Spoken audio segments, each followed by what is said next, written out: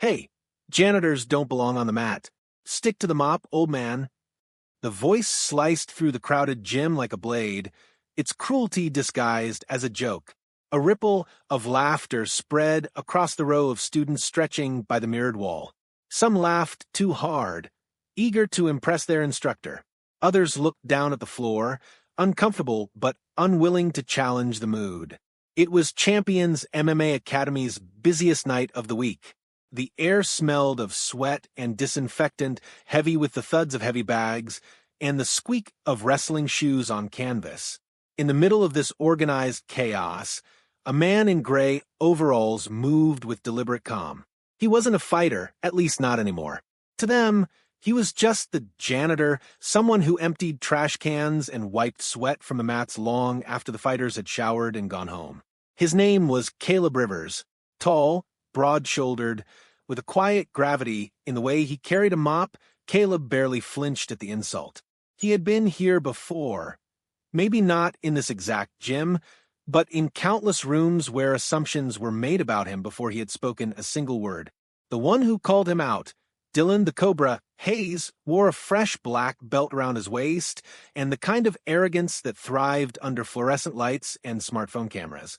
At 26, Dylan was the gym's rising star, known for his Instagram reels more than his fight record. Tonight, with parents in the bleachers and teenagers rolling on the mats, Dylan saw an opportunity for spectacle. "You look strong enough to carry buckets, Caleb," Dylan added, pacing theatrically across the mat. "How about you show us what else you can carry? Yourself, maybe? One round. Just for fun." Phones immediately lifted. The crowd smelled drama, and drama meant content. Caleb did not answer right away. His hands rested on the mop handle, steady, controlled.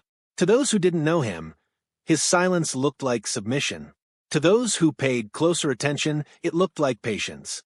Only minutes earlier, the room had been full of ordinary rhythm. Parents clapped as their children practiced breakfalls. Gloves thudded softly in the corner where two young amateurs shadowboxed. Caleb moved quietly in the background, disinfecting surfaces with the efficiency of someone who took pride in unseen work. But all it took was one line, "Janitors don't belong here," to shift the atmosphere from routine to spectacle. The crowd's gaze locked on Caleb as Dylan strutted closer, bouncing on his toes like he was already in the cage. To him, this wasn't just about testing a janitor. It was about reminding everyone who held power on the mat. His students needed to see dominance. His followers needed clips. His ego needed validation. Caleb finally placed the mop in its bucket. He stood tall. His frame was heavier than the average janitor's, built on years of strength preserved under baggy clothes. His eyes, dark and steady, held none of the bravado of the younger man. "I'm here to keep the floor safe," Caleb said, quietly, his voice steady enough to carry across the gym. "But if stepping on it means I need to prove something, then I'll make sure no one gets hurt." It wasn't defiance. It wasn't fear. It was something else, measured authority, the kind that doesn't need volume to command attention. Some in the crowd smirked. Others leaned forward. No one left. The gym owner, an older man with thinning hair, half-heartedly waved his hand. "One round only. Keep it light. For the kids." His words sounded like permission disguised as caution. In truth, he wanted to see what would happen as much as the audience did. And so, the janitor, the invisible man of the gym, was pulled into the spotlight. Caleb unlaced his work boots and stepped onto the mat barefoot, revealing calloused feet that told a story the others couldn't yet read. His movements were efficient, controlled, almost ritualistic. No theatrics, no strut, just a man preparing for something familiar. Dylan smirked, raising his gloves high for the crowd. He bounced, exaggerated, flashing the cobra tattoo on his forearm. "Don't blink," he called to his students. "This'll be quick." The crowd chuckled, but something about Caleb's presence made a few of the parents shift uneasily. His stance was too natural, his posture too balanced, his calmness too practiced. A bell wasn't needed, but Dylan clapped his gloves together dramatically and launched the first move. A sharp jab, meant not to land but to intimidate. Caleb didn't flinch. He slipped just enough for the punch to cut empty air, his body barely moving. The crowd reacted with scattered laughter, half amusement, half surprise. Another jab followed, this time sharper, quicker. Caleb tilted his head, letting the glove brush past his cheek, like a whisper. His hands stayed low, relaxed. To the untrained eye, it looked careless. To anyone with fighting experience, it looked deliberate. A murmur rippled through the gym. The humiliation that Dylan had planned began to bend under its own weight. What was supposed to be easy spectacle was already turning into something more complicated. Caleb wasn't fighting. He was demonstrating control. Near the wall, a visiting coach who hadn't spoken all evening sat forward in his chair. He watched Caleb with the sharp eyes of someone who recognized the rhythm of a professional. His lips parted, almost whispering a name he hadn't heard in years. Students whispered too. "Did you see that? He didn't even try. Who is this guy?" Phones captured every second, lenses chasing the possibility that the janitor wasn't who he seemed. And still, Caleb moved with patience. No strikes, no counters, just small shifts, the quiet language of a man teaching restraint without saying a word. The tension built. Dylan, frustrated by the lack of reaction, feinted high and aimed a quick shot at the head against the agreed light rules. Gasps filled the room.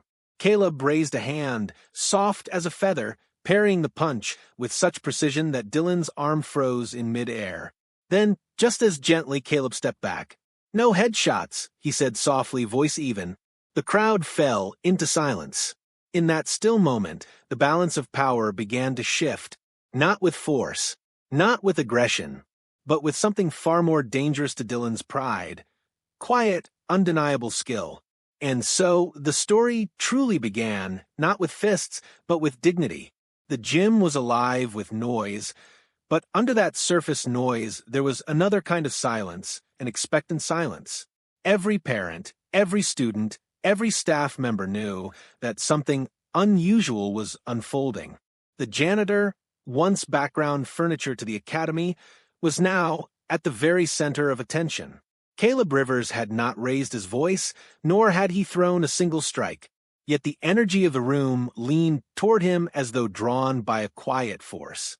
His stillness unsettled the bravado that usually dominated the mats. Dylan Hayes, the young black belt instructor, was used to that bravado. He had built his reputation on it. He thrived on the spectacle, on the phone cameras aimed his way, on the claps that echoed when he showed off a flashy kick. To him, a martial arts class was not only training, it was theater, and tonight he believed was his stage. But Caleb's calm movements, his ability to slip past strikes with almost no effort, had begun to disrupt the script Dylan had prepared. Instead of humiliating a janitor, he now faced a man who refused to play the role of a clown. That refusal irritated him more than any insult could. The crowd added to the tension. Teenagers whispered with nervous laughter. A few smirked as if still waiting for Dylan to deliver a knockout moment. Others watched in growing unease, sensing something deeper was happening. Parents clutched water bottles more tightly, torn between discomfort and curiosity. No one looked away, because no one wanted to miss what came next. Phone stayed raised. Red, recording dots blinked across the room. Every second of this encounter was being preserved, though no one could yet guess how valuable the footage would become. Caleb continued to do what he had always done, watch carefully. He wasn't watching just Dylan, he was watching the whole room. He noticed the way two boys near the taped boundary mimicked Dylan's swagger, pointing and laughing as though cruelty was a sport to be practiced early. He noticed the way the assistant coach had heard a slur whispered in the back, but had chosen to ignore it. He noticed how the front desk manager, holding her phone high, looked more eager to capture a viral clip than to uphold the gym's own rules about consent and safety. To most, these details seemed unimportant. But Caleb had lived his life by noticing the smallest things, the way a fighter's shoulders twitched before a hook, the way an audience chose to laugh instead of speak up, the way silence enabled harm louder than words. He took all of it in calmly, as if adding data to a ledger in his mind. Dylan, meanwhile, decided the round needed to escalate. The crowd hadn't cheered enough. His reputation was at stake, and his pride demanded a decisive display. He threw a low kick meant to sting, not cripple. The sound of shin on shin echoed, sharp and startling. Caleb absorbed it, lowering his leg back to the mat. Without even a grimace, the crowd murmured. To Dylan, the lack of reaction was more infuriating than if Caleb had staggered back in pain. A bruise could be dismissed, a stumble could be laughed at, but calmness in the face of aggression, that unsettled the balance of power. And so he pushed harder. He darted forward, faking high and swinging low, his arms flashing with the speed of youth. But every time his glove cut through the air, Caleb was not there. A slip to the side, a tilt of the chin, a palm lightly pressing his shoulder before stepping away again. Each movement was efficient, unhurried, and exact. To the crowd, it looked like the janitor was painting invisible lines around himself that Dylan could not cross. The pressure in the room swelled. Some began to feel shame for laughing earlier. A few recorded less and simply watched, their expressions thoughtful now. The parents in the corner whispered to each other, wondering if their children were witnessing a lesson bigger than drills or belts. Dylan, sweating under the lights, tried to mask his frustration with smiles aimed at the cameras. But those smiles didn't reach his eyes. His shoulders began to stiffen, his breath came shorter. The more he chased Caleb, the more obvious it became that he was not in control. The silence grew louder. Not the silence of absence, but the silence of realization. When people begin to understand they might be watching history disguised as an ordinary night at the gym. Caleb had said little, yet his actions were speaking volumes. Every slip, every parry, every soft tap was a reminder of the rules he had set at the beginning. No headshots, no harm, no showboating. He was holding the line, even as Dylan tried to cross it again and again. But more than that, he was teaching. Without a lecture, without pointing at the values plastered on the gym wall, he was embodying respect, control, and dignity.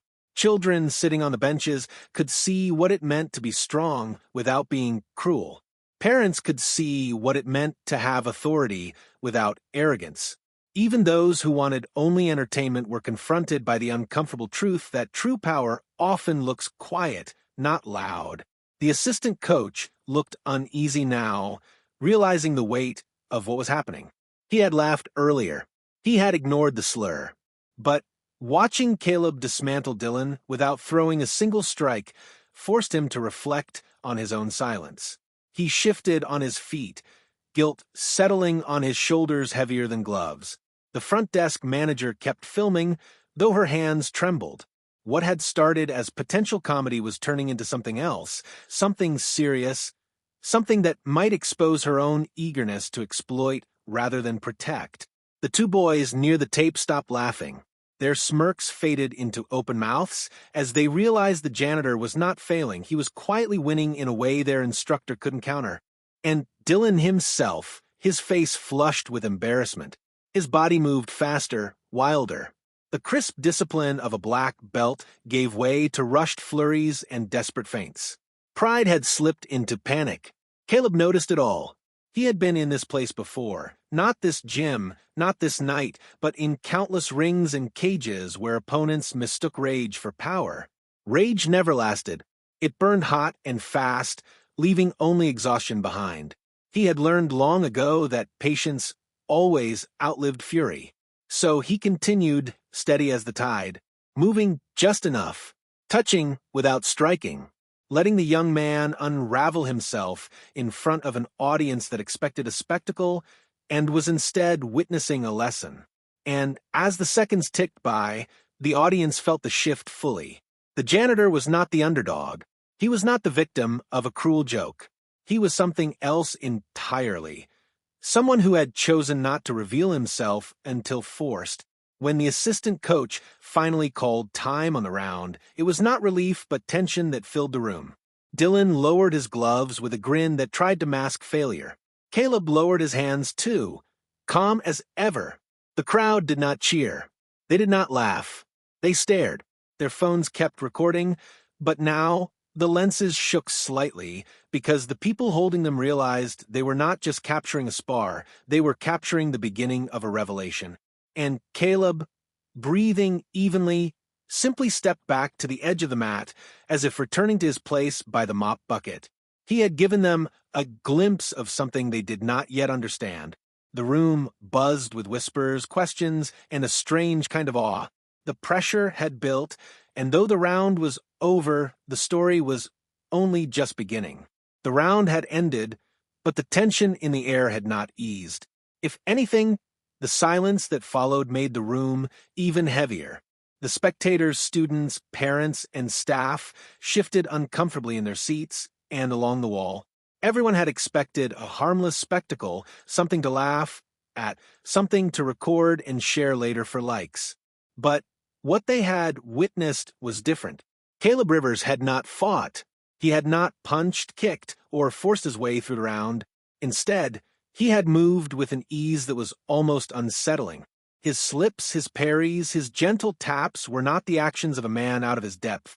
They were the movements of someone who knew exactly what he was doing, and, more importantly, someone who knew how much damage he could have done if he had chosen to. It unsettled people, because it contradicted the story they thought they were watching. A janitor was supposed to be awkward on the mats, clumsy in borrowed gloves, a prop for the instructor's ego. But Caleb had not played that role. He had revealed something else entirely.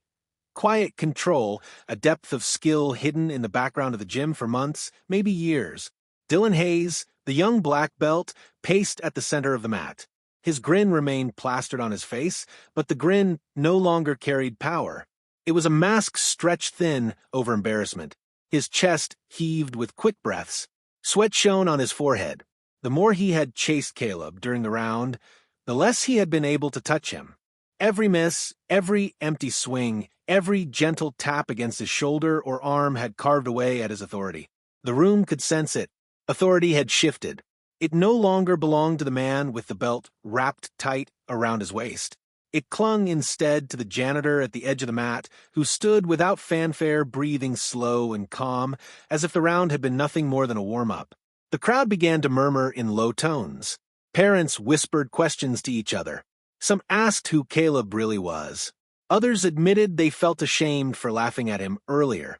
Teenagers who had jeered grew quiet, their eyes darting between Dylan and Caleb, struggling to reconcile what they had seen with what they believed about status and power.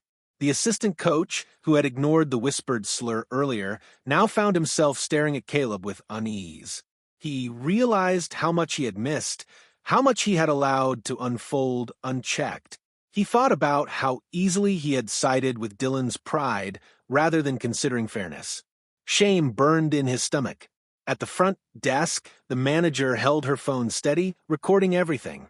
She had wanted entertainment, but the footage she was capturing had become something much more complicated. Instead of a clip of a janitor being humiliated, she had video of a professional exposing arrogance without lifting a fist. The camera in her hands shook slightly now, not from excitement, but from the awareness that she might be filming something historic. When the room finally urged another round, Caleb did not resist. He stepped forward with the same patience as before. He allowed Dylan to square up again, though the young instructor's movements looked more tense now. There was stiffness in his shoulders, a frantic edge in his footwork. The more he tried to prove his dominance, the more his movements betrayed desperation. The next exchange unfolded with speed, but also with clarity. Dylan launched a hook meant to intimidate, but Caleb leaned just out of range, his body slipping past with effortless precision. Before anyone could blink, Caleb's fingers brushed Dylan's wrist, light, almost casual. Yet, the touch halted the momentum of the strike as surely as if he had tied Dylan's arm down. Then Caleb stepped back, giving space, refusing to retaliate. The crowd exhaled in unison, a sound halfway between awe and disbelief. They had expected the janitor to crumble. Instead, he moved like water, absorbing force and redirecting it without breaking stride. Dylan grew angrier. His ego would not allow him to retreat. He threw a low kick, then a feint, then a sudden high kick, flashy, dangerous, and reckless. Gasps filled the gym as his heel whipped toward Caleb's head. But Caleb, calm as ever, bent at the waist just enough for the strike to pass harmlessly above him. He did not counter with a blow. He placed one hand on Dylan's chest and guided him gently backward, as though returning a child to safe ground. The crowd erupted into whispers. This was no fluke, no accident. Caleb's movements carried the weight of thousands of hours of training, polished by discipline, sharpened by experience. The visiting coach, who had been watching from the far side of the room, leaned forward now. His eyes narrowed. He recognized the rhythm, the stance, the patience. He whispered a name under his breath, though few could hear him. It was the name of a fighter long retired, a man who had once gone 5 rounds with a world champion. His heart raced as he studied Caleb more closely. What made it even more powerful was the restraint. Caleb could have ended the spar at any moment. He had openings, countless opportunities to strike, to land a punch that would silence the arrogance for good. But he chose not to. He kept his hands open, his movements measured.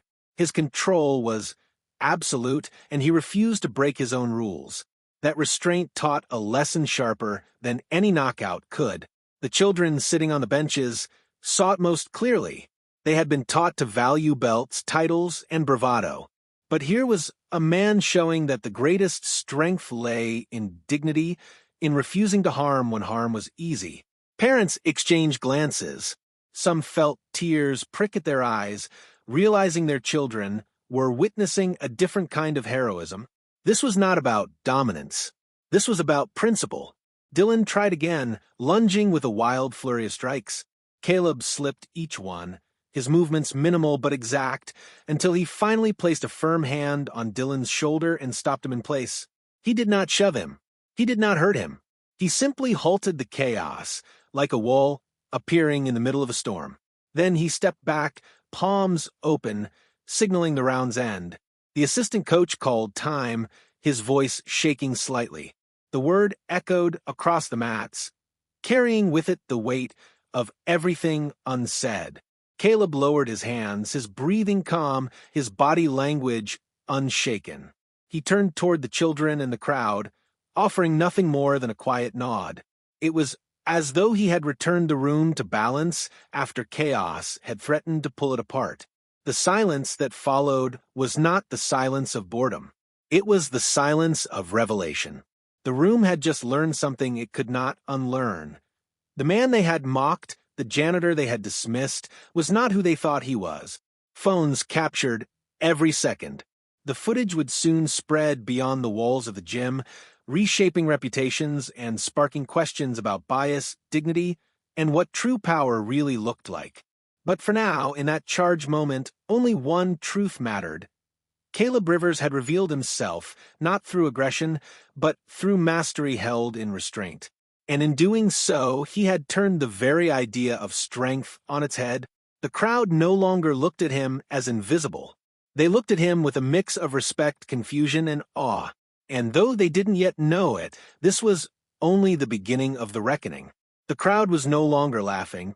The air in the gym felt dense, as though the walls themselves were holding their breath. The students, the parents, even the staff could feel something shifting. The sparring had started as a joke, but by now everyone knew the joke was over. Dylan Hayes, the young black belt, stood in the center of the mat with flushed cheeks and wild eyes. His pride had taken blows heavier than any punch, though Caleb Rivers had never actually struck him.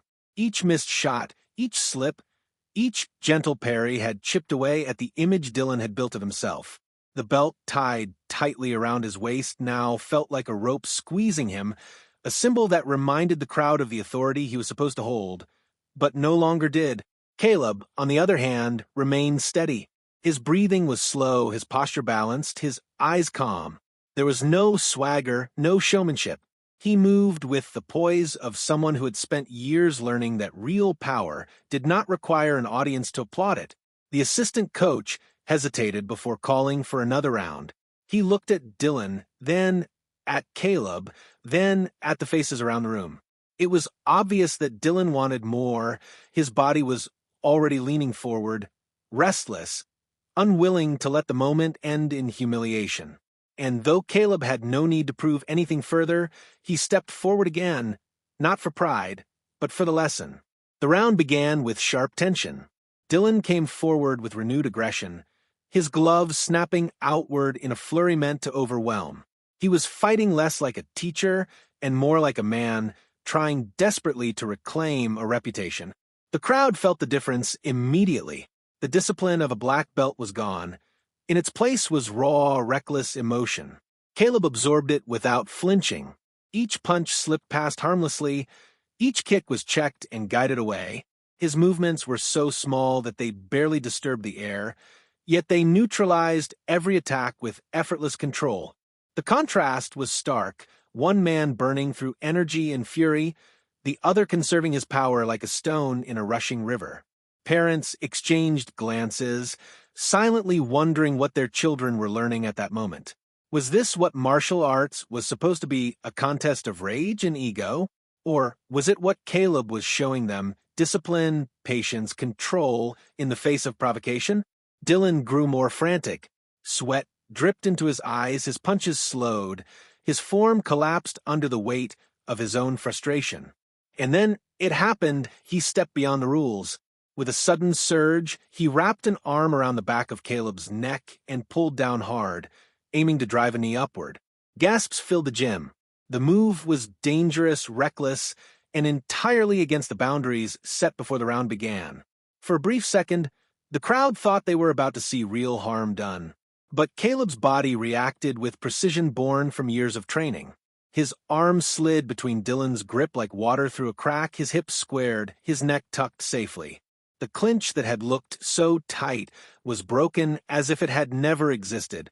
In one smooth motion, Caleb guided Dylan backward, stopping the attack without violence, but with a firmness that allowed no argument. Then, with both palms open in front of his chest, Caleb stepped back and spoke a single word that carried more weight than any strike could: stop. The word fell into the room like a gavel striking wood. Everything froze. Dylan stood panting, his gloves half raised, his face flushed with effort and embarrassment. The crowd went utterly silent, the kind of silence that trembles because it is packed with realization. For the first time all night, the roles were unmistakably reversed. The janitor who had been pushed onto the mat as a prop for entertainment was now the one in control, not through aggression, but through discipline. Dylan, with his belt and his bravado, had been stopped in his tracks not by force, but by authority. Caleb did not gloat. He did not celebrate. He simply held his hands steady until he saw Dylan lower his own. Only then did he drop his arms and let his shoulders relax. The crowd shifted again. Some whispered in awe, others simply stared. The students who had laughed earlier now sat stiff and silent, understanding that they had just witnessed something important. Parents exchanged looks heavy with meaning. They knew their children would remember this lesson longer than any drill or kata. On the far side of the room, the visiting coach leaned forward. His eyes narrowed, his breath caught. He had been watching carefully all evening, and now the truth clicked into place. The way Caleb slipped punches, the way he checked kicks, the way he had broken the clinch with such flawless technique, it was all too familiar. He whispered a name under his breath, a name from years past, a fighter who had once stood toe-to-toe with champions. Recognition flickered in his expression, and soon others around him began to sense it, too. The crowd didn't know Caleb's story yet, but they knew now, without question, that he was not just a janitor. Dylan tried to recover his pride. He laughed nervously, shrugged as though to dismiss the seriousness of what had just happened. But his laughter sounded hollow, fragile. The authority in his posture was gone. His belt, once a symbol of respect, now seemed to weigh him down with shame. Caleb stepped toward the edge of the mat, ready to leave. He bent to pick up his shoes, moving with the same patience as before. To him, the round was over. The lesson had been given. There was no need for more. But the room was not ready to let it go. Whispers turned to murmurs, murmurs to questions. Phones captured every angle, and those who had dismissed Caleb earlier now watched him with eyes wide and uncertain. The spectacle they had wanted had turned into something far more powerful, a revelation. The assistant coach looked pale, realizing the weight of what had happened under his watch. The front desk manager, phone still raised, felt a tremor in her chest. She had been hoping to record a funny clip for social media, but now her footage showed something that would echo far beyond the walls of the gym. And Dylan, his eyes darted nervously across the crowd, searching for support, for validation, for someone to restore the balance of power in his favor. But he found none. The laughter was gone. The jeers were gone. All that remained was silence, respect for one man, and uncomfortable shame for the other. Caleb slipped on his shoes and straightened, his gaze sweeping once more across the room. He did not gloat, he did not explain. He simply allowed the silence to hold, knowing that silence often carried the heaviest truths. The visiting coach finally spoke, his voice cutting through the hush. He asked if Caleb was who he thought he was, naming the fighter he remembered. Heads turned sharply, eyes wide with shock. Phones swung to capture Caleb's reaction. Caleb did not answer immediately. He stood still, calm as ever, his expression unreadable. Then he gave the smallest nod. The crowd erupted in whispers. Recognition spread like wildfire. The janitor was no janitor. He was someone they had all underestimated, someone with a history far beyond the mop and bucket. But Caleb did not linger in that revelation. To him, the moment was not about his past. It was about what the gym had just revealed about itself. Its culture, its silence, its bias, and its eagerness to humiliate the man it thought was beneath them. The sparring was over, but the true reckoning was only beginning. And for the first time that night, everyone in the gym understood that what they had witnessed was not just a round of martial arts. It was a mirror held up to their own behavior. The break had happened. The stop had been given. The lesson, though simple, would echo long after the mats were cleaned and the lights were turned off. The gym buzzed with uneasy energy. The round had ended, the words stopped still, echoing in the minds of everyone present, but silence lingered heavier than applause ever could. The janitor who was supposed to provide amusement had instead dismantled the authority of a black belt without throwing a single strike. The air smelled of sweat and disinfectant, but beneath it was the sharper scent of realization. Dylan Hayes stood with his gloves half raised, pride shattered yet desperate to hold on to scraps of control. His body language betrayed him, shoulders hunched, chest heaving, eyes darting nervously across the crowd. The belt around his waist no longer looked like a mark of mastery, it looked like a costume worn too soon. Caleb Rivers, in contrast, stood quietly at the edge of the mat, his posture calm, his expression unreadable. He had already returned to himself, to the steady patience of a man who knew when to act and when to let silence speak. But silence could only last so long before someone filled it. It was the visiting coach who broke it first.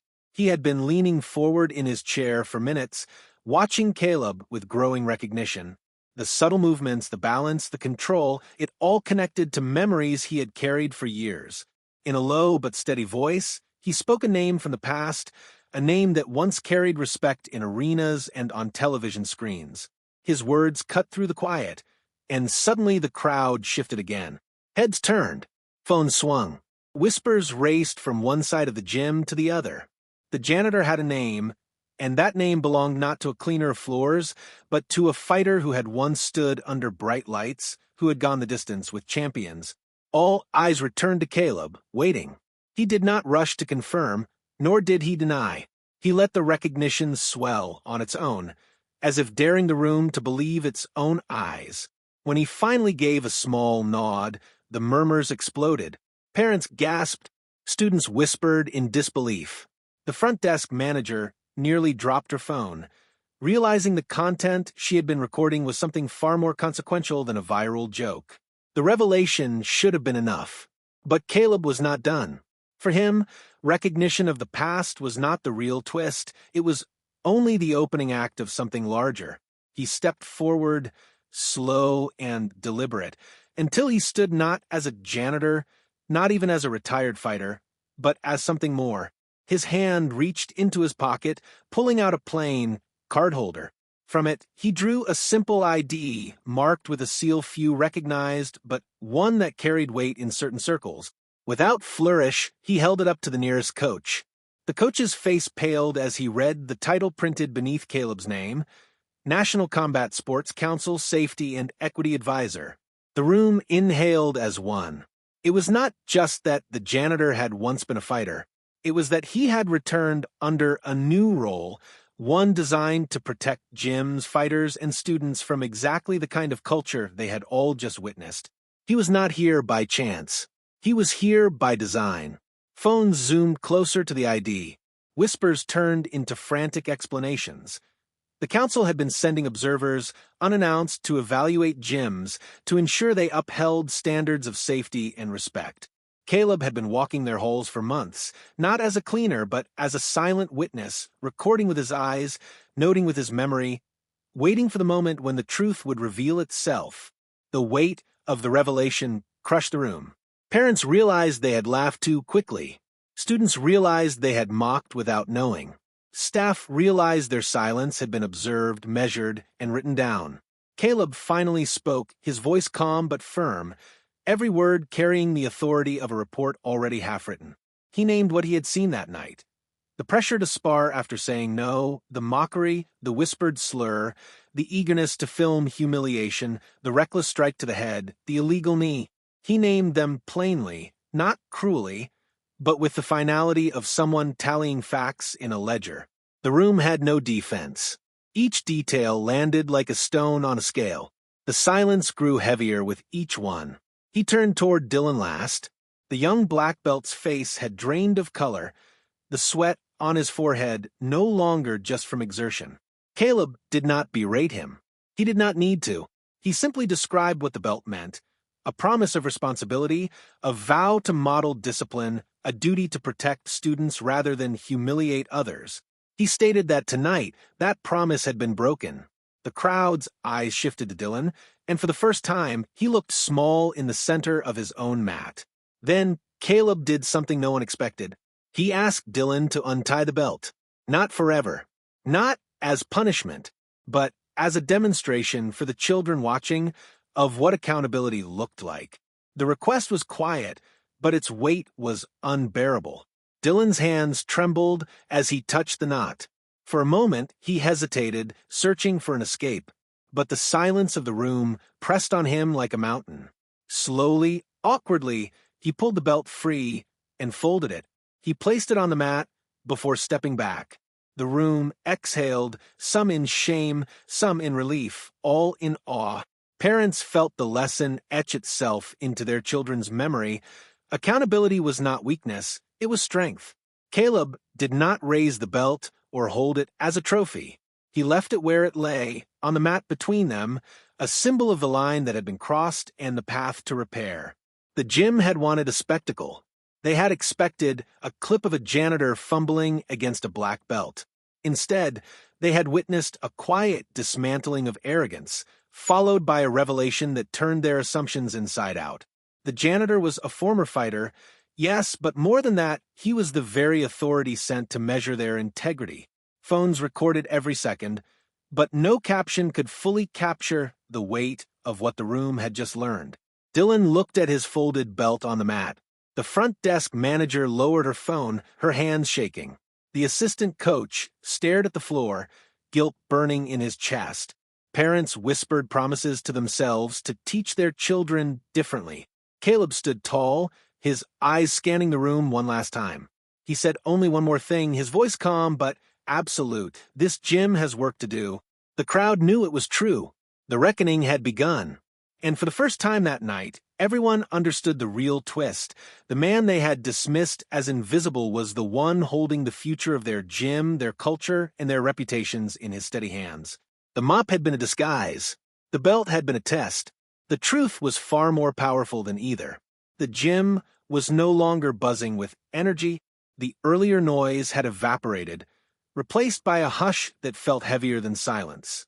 Everyone stood in the aftermath of revelation, trying to process what they had seen and what it meant.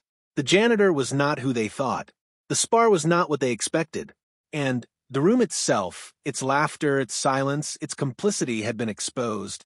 The folded belt still lay on the mat, like an object charged with electricity. No one dared touch it. It represented more than cloth. It was the weight of arrogance, the collapse of pride, and the symbol of a promise broken in public. Children stared at it with wide eyes, as if it were a lesson made visible. Parents looked at one another with discomfort, aware their children had just learned more in one night than years of polite speeches about respect could ever teach. Caleb Rivers stood near the edge of the mat, calm as always, though the gravity of his presence filled the space more than any shout could. His stillness invited reflection. It demanded accountability. The owner of the gym, who had been watching with growing unease, finally stepped forward. His face was pale, his hands restless at his sides. For years, he had believed the culture of his gym was built on discipline and respect. Tonight, he saw how easily it had slipped into spectacle and silence. He realized that his failure was not in teaching technique, but in allowing a culture where mocking a janitor seemed acceptable, where a slur could be whispered without challenge, where consent to spar could be brushed aside in the name of entertainment. He looked around at his staff, the assistant coach who had laughed at the joke, the front desk manager still clutching her phone, the young black belt standing small without his belt. Each one had played a part. Each one had to answer for it. But Caleb did not lecture. He did not rant. He simply gathered the group together, staff, students, and parents, into a loose circle on the mats. It felt more like a gathering of witnesses than a class. The lights seemed dimmer, the air heavier. Phones were lowered, even switched off, as people realized this was no longer about content.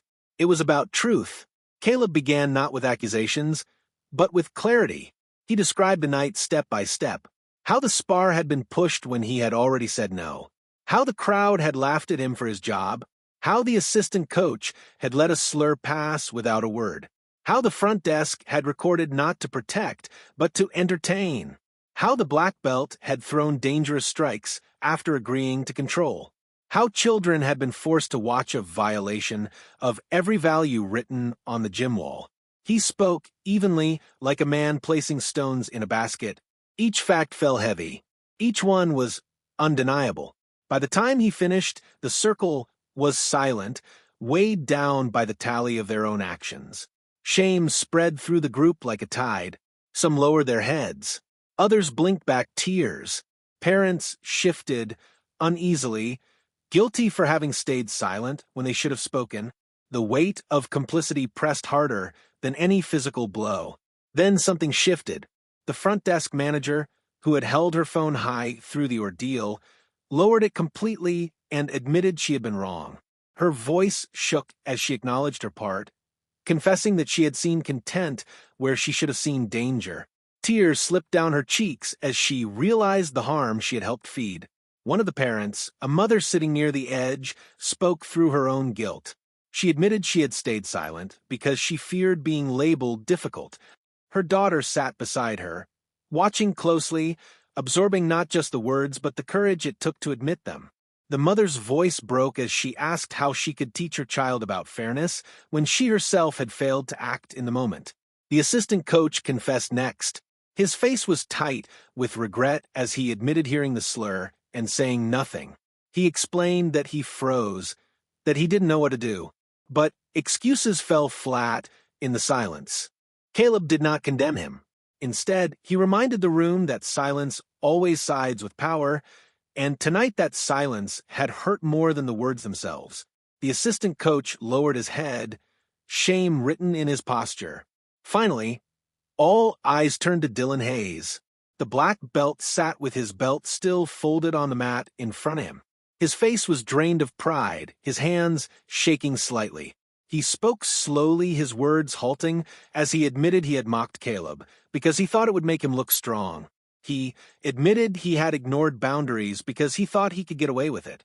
He admitted he had wanted a clip more than he had wanted to teach. He admitted he had forgotten what his belt was supposed to mean. For the first time that night, the crowd did not feel contempt for him. They felt pity, because they saw a young man stripped of illusion, standing naked before the truth of his failure. Caleb listened to every word. He did not interrupt, did not gloat, did not scold.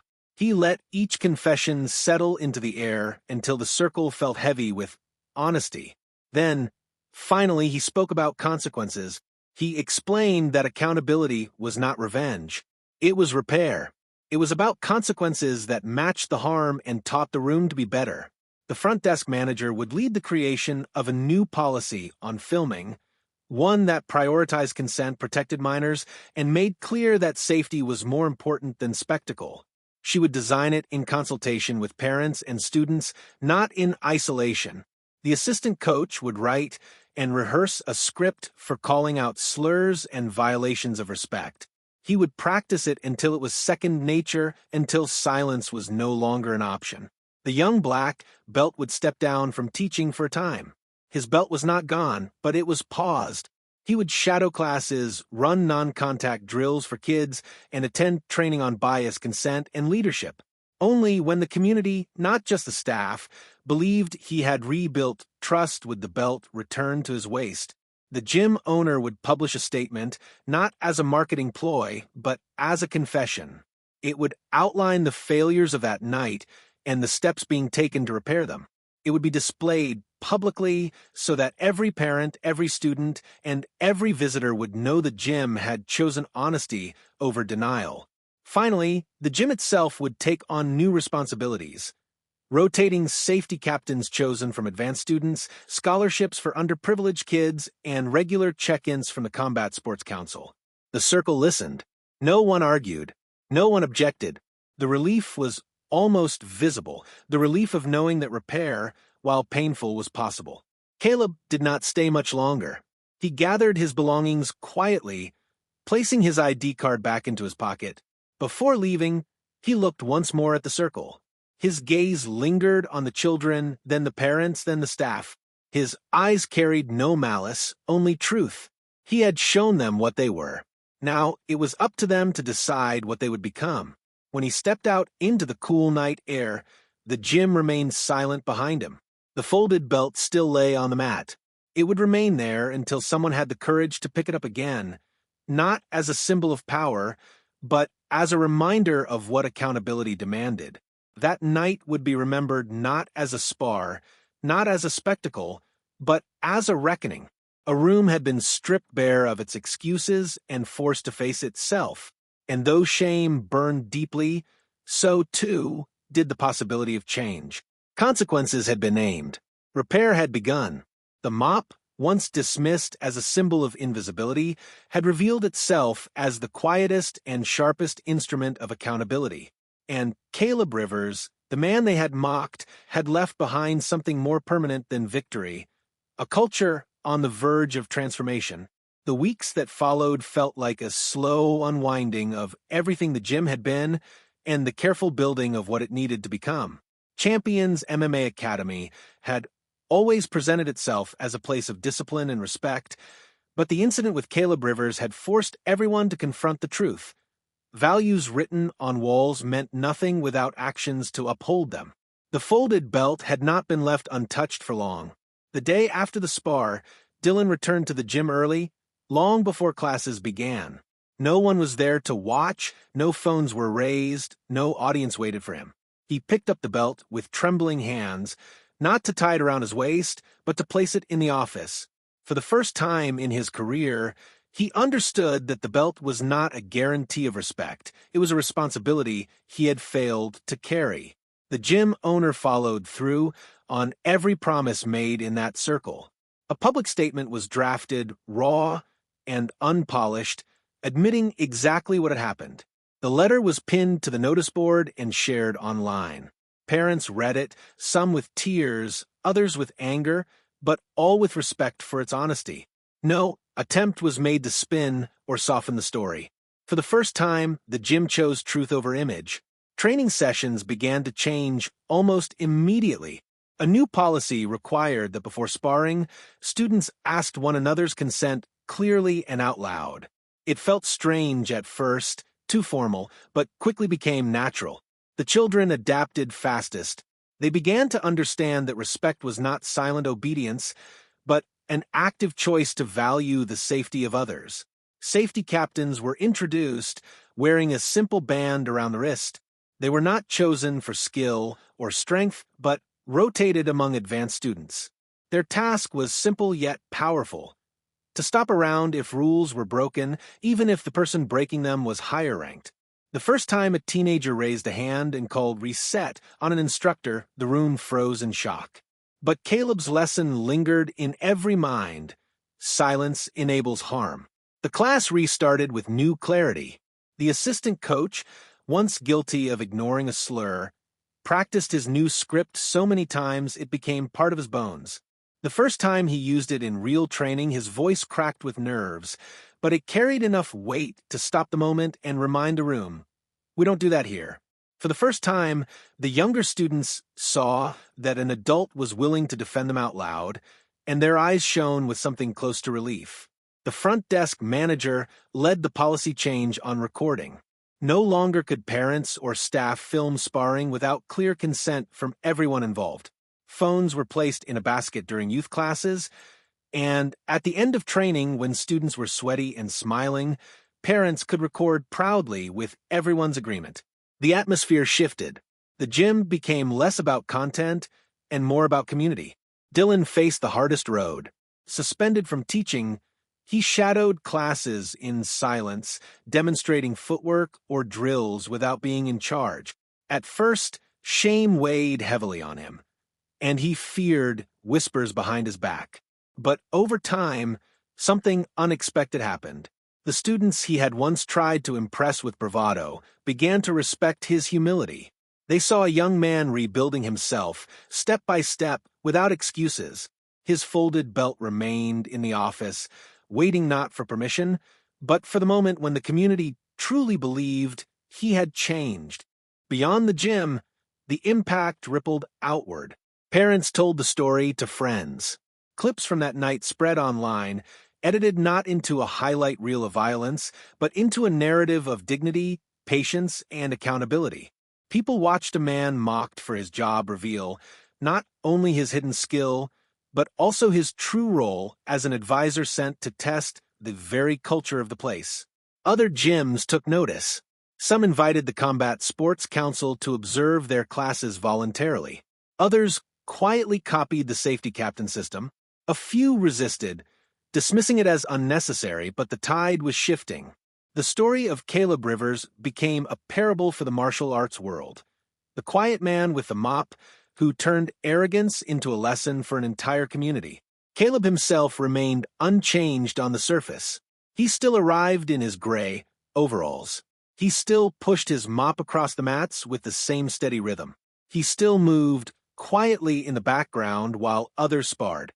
To the untrained eye, he was invisible again. But those who knew now saw differently. His presence carried weight. His silence held authority. His patience reminded them all that strength was not about who could hit hardest, but who could hold firm when provoked.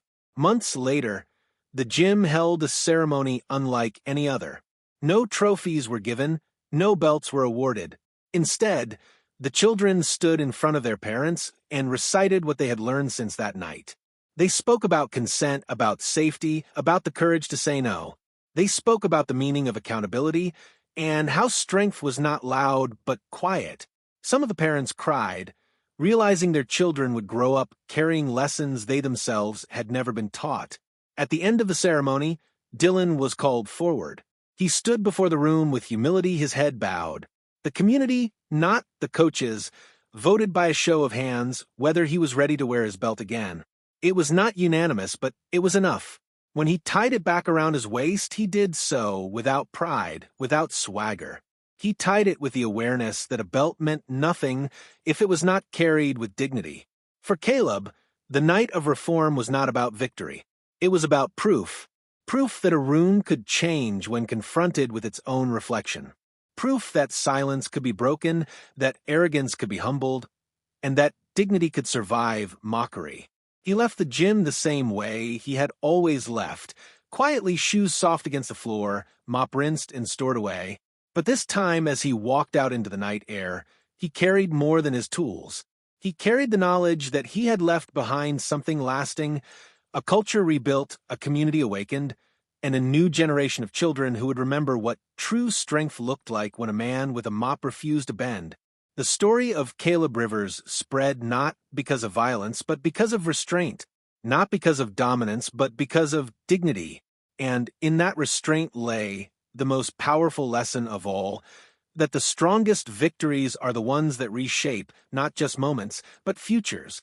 Have you ever witnessed a moment where quiet dignity overturned arrogance? Where silence revealed more strength than shouting ever could? Stories like this remind us that justice doesn't always roar, it sometimes whispers, and the world listens anyway. If you found this story powerful, hit that subscribe button to support more real, inspiring stories like this one. And don't forget to share your thoughts in the comments because your voice matters, and together we can keep these lessons alive.